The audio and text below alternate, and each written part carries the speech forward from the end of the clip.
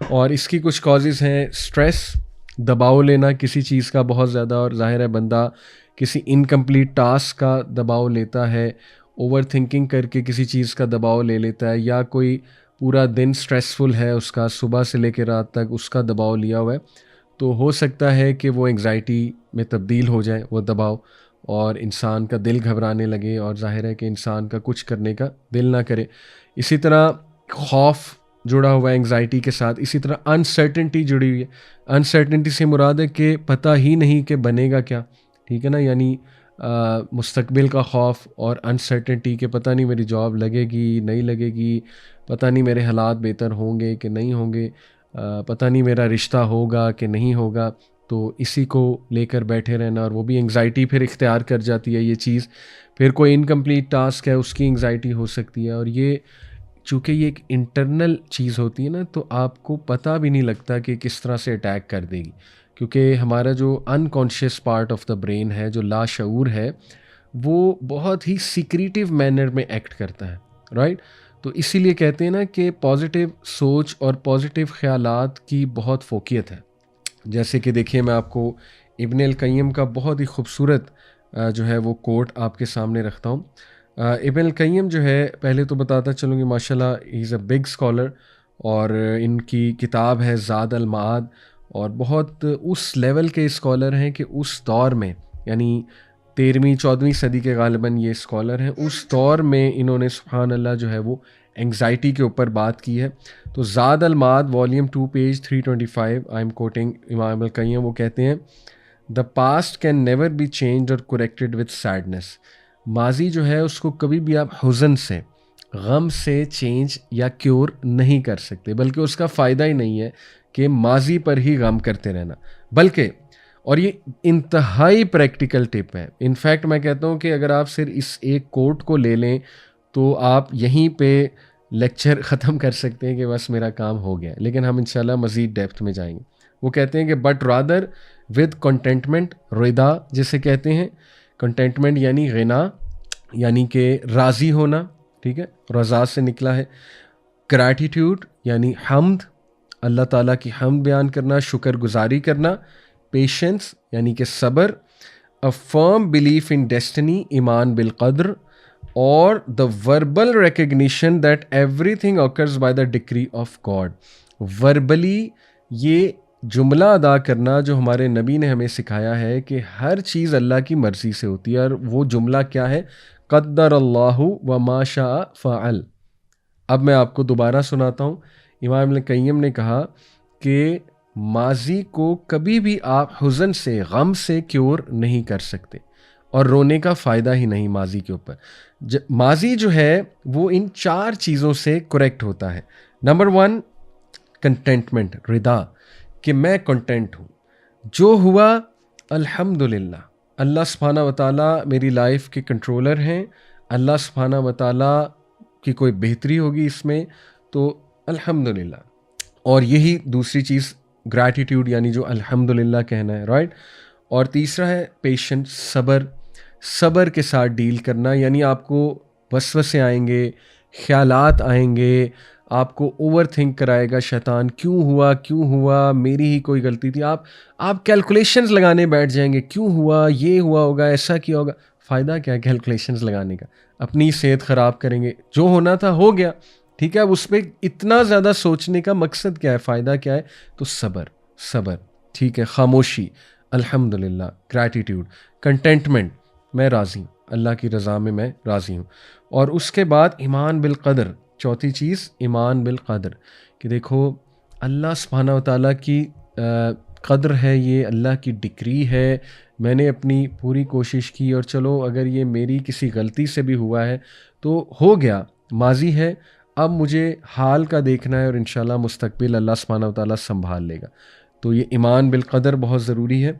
और उसके बाद पाँचवीं चीज़, सॉरी मैंने 4 कहा था, 5 चीज़ें, पाँचवीं चीज़ है कि वर्बली ये जुमला अदा करना कि क़द्दर अल्लाहु मा शाअ फ़अल। ये अल्लाह के नबी सल्लल्लाहु अलैहि वसल्लम ने हमें हदीस में सिखाया कि कभी भी ये ना कहो कि अगर ऐसा हो जाता तो ऐसा हो जाता, या अगर ऐसा हो जाता तो ये हो जाता, क्योंकि जो लफ्ज़ अगर है वो शैतान की तरफ से, और शैतान को लूप होल मिलता है कि अगर वाला जो है ना लफ्ज़ पकड़ के फिर आपको ओवर थिंक करवाए। रादर यू शुड से, मैं आपको हदीस सुना रहा हूँ, अल्लाह के नबी सल्लल्लाहु अलैहि वसल्लम ने कहा अगर ना कहो, काश ना कहो और अगर ना कहो, आप कहो कद्दर अल्लाहु माशा फ़अला, यानी कि अल्लाह सुब्हाना व तआला की तरफ से लिखा हुआ था, जो हुआ मैं उस पर राज़ी हूँ, और बेशक हर चीज़ अल्लाह सुब्हाना व तआला की मर्ज़ी से होती है।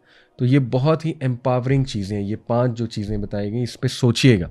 इससे बहुत ज़्यादा इंशाल्लाह जो है वो इंसान अपने आप को कंट्रोल कर सकता है। बहरहाल कुछ साइंस की हम बात करते हैं, एंग्ज़ायटी के कुछ सिम्पटम्स और साइंस। सबसे पहले एक फ़र्क मैं बार बार बता रहा हूँ कि नॉर्मली एंग्शियस होना, परेशान और बेचैन होना इज़ नॉट एंग्ज़ायटी, वो नॉर्मल है और वो हर इंसान को किसी ना किसी मौके पे होती है। लेकिन अगर ये डेली की एक कैफ़ियत बन चुकी है और विदाउट एनी कॉज़ आपको एंग्ज़ायटी हो रही है, या छोटी सी कोई बुरी ख़बर आपको मिली, उस पे आपको इस लेवल की एंग्ज़ायटी हो रही है कि आपका दिल कर रहा है कि ज़मीन में मैं एक गड्ढा खोदूँ और अपना मुँह दे दूँ या दफ़न हो जाऊँ, लोग इस तरह के जुमले अदा करते हैं ना, या आपका दिल कर रहा है कि बस मैं ख़त्म हो जाऊँ, फ़ना हो जाऊँ, तो फिर ये प्रॉब्लमैटिक है, ठीक है? या बहुत ज़्यादा दिल घबराना और बहुत ज़्यादा खौफ में आ जाना और हार्ट बीट तेज़ हो जाना, हाँ, फिर ये एंग्ज़ायटी की तरफ जा रही है बात। ओके, तो हम अब उसकी बात करेंगे, इसके साइंस क्या हैं। Number 1, feeling that something terrible is about to happen. ये ख्याल आना कि कुछ बहुत बहुत बहुत बुरा होने वाला है, हालांकि होने नहीं वाला, और आपको भी पता है कि सिचुएशन इतनी बुरी नहीं है, लेकिन आप ये सोची बैठो कि मुझे लगता है कि ना अब बहुत ही कोई बड़ी मुसीबत आने वाली है। हालांकि ये जुमला इट्सेल्फ नेगेटिव है। कुछ भी नहीं होता सिवाय जब तक अल्लाह की मर्ज़ी ना हो, ये तो हमारा अकीदा है। लेकिन अनफॉर्चुनेटली, और ये भी एक काबिल गौर बात है कि अगर आप हॉरोस्कोप्स के बिलीवर हैं, ये जो सितारों का इल्म है कि मैं कैप्रिकॉर्न हूँ, मैं वर्गो हूँ, मैं स्कॉर्पियन हूँ, किसी दौर में मैं भी था, ज़ाहिर है, जब दीन की तरफ हम नहीं थे, तो वो तो बता रहे होते हैं आपका ये वाला दिन अच्छा है, ये वाला दिन बुरा है, इस दिन आप घर से बाहर ना निकलना, या जो है ना इस दिन आपके साथ ये ना हो जाए, तो इसलिए इस चीज़ का ख्याल रखना। तो एक बंदा जो पहले ही एंग्जाइटी पेशेंट है, वो जब इस तरह की चीज़ें पढ़ लेगा तो उसको सोचें किस लेवल की मज़ीद एंग्जाइटी होने के चांसेस हैं। तो इसलिए ज़ईफ़ुल एतकादी भी एंग्जाइटी की तरफ ले जाती है। यानी आप खुद देखें ना कि एक बंदा ये सोचे कि सितारे मेरी लाइफ को गवर्न कर रहे हैं, हालांकि ये सूडो साइंस है, ना इसका साइंस से ताल्लुक़ है, ना ही इसका कुरान और हदीस के साथ ताल्लुक़ है। तो जितनी पर्सनैलिटी वीक होगी उतनी एंग्जाइटी के चांसेस ज़्यादा है, और ऐसे लोग फिर ज़्यादा सोचते हैं ना कि ओहो पता नहीं क्या होने वाला है मेरी लाइफ में। तो इसी तरह हो सकता है कोई नाइटमेयर आपको आया हो, वो नाइटमेयर डरावना ख्वाब आपके सर पे सवार हो गया है, और आप सोच रहे हैं कि आज तो मैं गया, यानी आज तो मैंने देख लिया था, आज तो मैंने काला सांप में देखा, ख्वाब में देखा था। तो फिर अल्लाह के नबी सल्लल्लाहु अलैहि वसल्लम ने क्या कहा, एक सहाबी ने अपना ख्वाब बयान किया कि या रसूलल्लाह सल्लल्लाहु अलैहि वसल्लम, मैंने अपना सर कटा हुआ देखा है, वो आगे भाग रहा था, मैं उसके पीछे भाग रहा था। तो अल्लाह के नबी सल्लल्लाहु अलैहि वसल्लम ने क्या कहा कि 3 बार स्पिट करो लेफ़्ट शोल्डर पे थूक, और आऊज़ु बिल्लाहि मिनश शैतानिर रजीम पढ़ो और झटक दो, फॉरगेट अबाउट इट, क्योंकि वो शैतान की तरफ से, और शैतान इंसान को परेशान करता है। तो इसलिए जितना अकीदा इंशाल्लाह स्ट्रॉन्ग होगा, जितनी विल पावर इंशाल्लाह स्ट्रॉन्ग होगी, तो इंशाल्लाह उम्मीद है अल्लाह के फ़ज़ल से उतना इंसान जो है वो एंग्जाइटी से बच जाएगा। एनीवे, उसके बाद दूसरा जो साइन है, unable to concentrate on anything, जिसे कहते हैं ब्रेन फॉग। यानी जब एंग्जाइटी अटैक हुई हो तो जिसे कहते हैं ना हवाइयाँ उड़ चुकी हैं और कुछ समझ नहीं आ रहा है, एक बंदे से बात की जा रही है लेकिन वो लॉस्ट है, और उसके पसीने छूट रहे हैं, और उसको आवाज़ भी इवन आपकी नहीं जा रही है, कुछ समझ ही नहीं आ रहा है, ठीक है ना। तो ये भी एक साइन है एंग्जाइटी का। उसके बाद feeling like having a heart attack and a sinking heart feeling, यानी कहते हैं ना मेरा दिल डूब रहा है और एक सिंकिंग फीलिंग है, हार्ट सिंक हो रहा है मेरा बहुत ज़्यादा। तो ये भी एक one of the symptoms of anxiety है कि आपको जैसे हार्ट में दर्द हो रही है और दिल डूबा जा रहा है मेरा। ओके, उसके बाद रेस्टलेसनेस और फीलिंग ऑन एज, बेचैन कैफियत, बहुत ज़्यादा बेचैन, यानी एक बंदा ना अपनी उंगलियां बहुत हिला रहा है, ठीक है ना, या अपने पैरों को बहुत हिला रहा है या ट्विचिंग बहुत कर रहा है, ट्विचिंग ऑफ द आइज़ होती है ना, यानी आँखों को इस तरह से करना, और जो है ना वो अपने होंठ बार बार भींच रहा है इस तरह से। ऑल्दो ये डजंट नेसेसरीली मीन कि बहुत सीवियर एंग्जाइटी है, ये तो हर बंदे को हो सकती है इस तरह की सोशल सिचुएशंस में, स्पेशली जब हम किसी गैदरिंग में बैठे होते हैं। बट अगर ये बहुत ज़्यादा हो रही है तो फिर डेफिनेटली ये भी एक सिम्टम है एंग्जाइटी का। उसके बाद बीइंग ईजीली फैटीग्ड, बहुत आसानी से थक जाना, बल्कि इतना मोराल डाउन होना कि आपकी बॉडी में आपको जान ही महसूस ना हो और आप कहें कि बस मैं लेट जाऊं, तकिया मैं अपने मुंह पर रखूं और बस मैं लेट जाऊं, या जैसे मैंने पहले कहा था ना कि ज़मीन में एक जो है ना वो मैं धंस जाऊं, तो अल्लाह माफ़ करे, ये भी बहुत एक इम्पॉर्टेंट सिम्टम है एंग्जाइटी का, कि बहुत इजीली फटीग हो जाना। उसके बाद डिफ़िकल्ट कॉन्सेंट्रेटिंग ब्रेन फॉग, जिसे हमने कहा इरिटेबिलिटी, बहुत इरिटेटेड बिहेवियर हो जाना। यानी आपने देखा ना कुछ लोग, अल्लाह माफ़ करे, जिनको सीवियर एंग्जाइटी होती है तो वो तो चीखने चिल्लाने भी लग जाते हैं और आउटबर्स्ट हो जाता है उनका एक एंग्जाइटी का। तो इरिटेबिलिटी है बेचैनी, यानी कि जैसे मैंने कहा ना, उंगलियां हिलाना, ट्विचिंग करना बहुत ज़्यादा और अपनी लेग्स को हिलाना वगैरह वगैरह। मसल टेंशन, मसल्स का खिंचाव, बहुत ज़्यादा खिंचाव, यहाँ पे खिंचाव, ठीक है ना, यहाँ पे खिंचाव फील होना, कंधों पे खिंचाव फील होना, ये साइन है।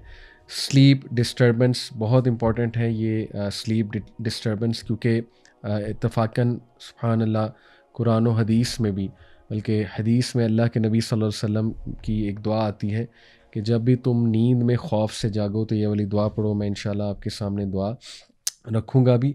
तो ये चंद एक सिम्टम्स मैंने आपके सामने रखे कि स्लीप में डिस्टर्बेंस होना और नींद जो है वो प्रॉपर ना आना। अब हम बात कर लेते हैं कुछ एंग्जाइटी की टाइप्स की, जो बाकायदा साइकोलॉजी ने डिफ़ाइन की हैं, और वो 6 इकसाम हैं एंग्जाइटी की, 6 इकसाम, जिनमें सबसे पहले है जनरलाइज्ड एंग्जाइटी डिसऑर्डर।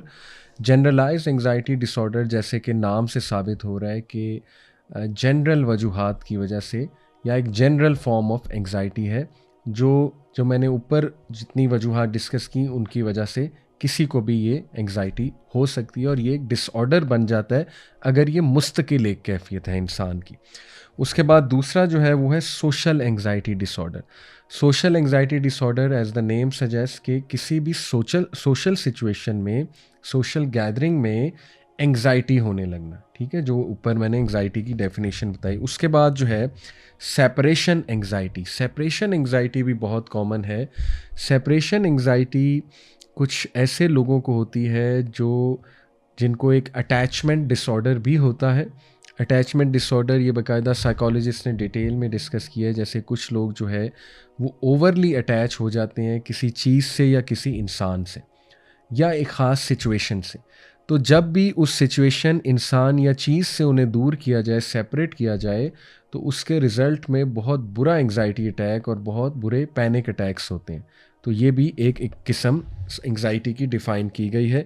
इसके बाद जो है पैनिक एंड फोबियाज़, ये भी जो है वो एंग्जाइटी की कैटेगरीज़ हैं कि पैनिक अटैक हो जाना। और पैनिक अटैक में आपको पता है कि बंदा आपे से बाहर हो जाता है और बंदा चीखने चिल्लाने भी लग सकता है, बंदा बेहोश भी हो सकता है, बंदा बहुत ही अजीब तरह से एक्ट कर सकता है, लिटरली जैसे कि मैं मरने वाला हूँ, इस तरह के जुमले कह सकता है, राइट।